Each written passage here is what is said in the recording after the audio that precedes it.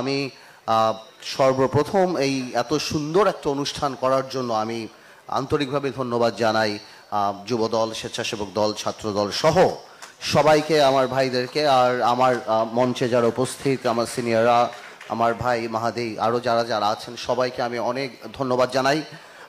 এইটা একটা আসলে মিক্সড অনুষ্ঠান। আমি একদমই এক্সপার্ট না, আমি কোনো এই পার্টিকুলার ব্যাপারে আমি এক্সপার্ট না। শিক্ষা বলেন, স্বাস্থ্য বলেন, এখানে প্যানেলিস্ট আছে, বাট আমি একটা জিনিস অ্যাপ্রিসিয়েট করি।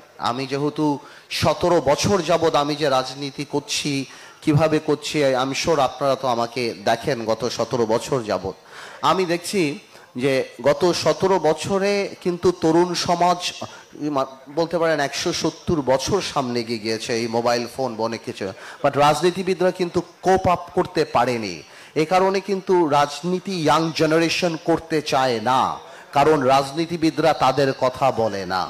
আজকে বিএনপি বা বিএনপির অঙ্গ সংগঠন বা সহযোগী সংগঠনরা যেই একটা পদক্ষেপ নিয়েছে, সাধারণ মানুষের সাথে বিএনপির অঙ্গ সংগঠনের যেই কানেক্টিভিটি, যেই যোগাযোগ, এই ব্যাপারে আমি অত্যন্ত আনন্দিত এবং আমি ধন্যবাদ জানাই এবং আমি কংগ্রাচুলেট করি বিএনপিকে যে এই জিনিসটা আরও সামনে এগিয়ে নিয়ে যাবেন, যাতে সাধারণ ছাত্রছাত্রীরা মনে করে যে রাজনীতিবিদরা কোনো ডিফারেন্ট গ্রহের মানুষ না, আমরা আপনাদের মতোই মানুষ, আপনাদের মতোই আমরা চিন্তা করি।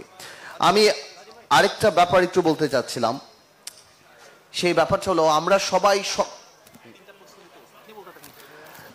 সবাই সব কিছু বললাম, বাট আমার কাছে মনে হয় স্বাস্থ্য আর শিক্ষার সাথে একটা জিনিস খুব রিলেটেড।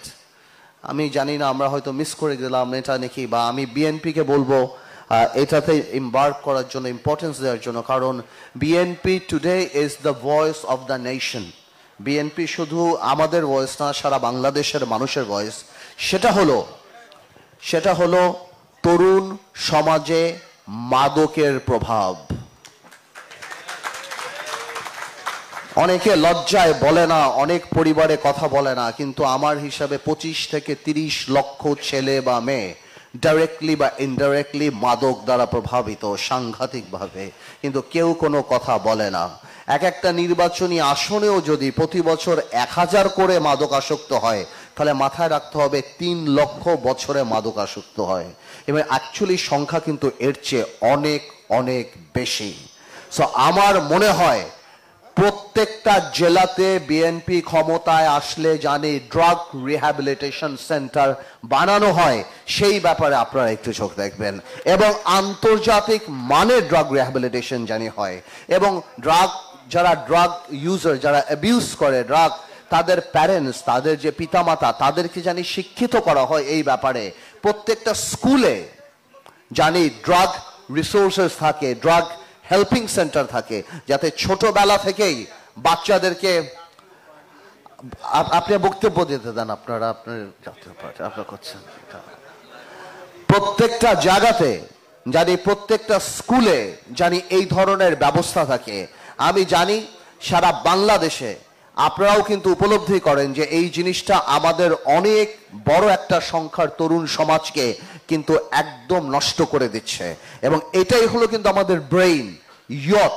সো এটা এমন একটা জায়গা যেখানে শিক্ষা এবং স্বাস্থ্য বোথ ইন্টারকানেক্টেড এখানে।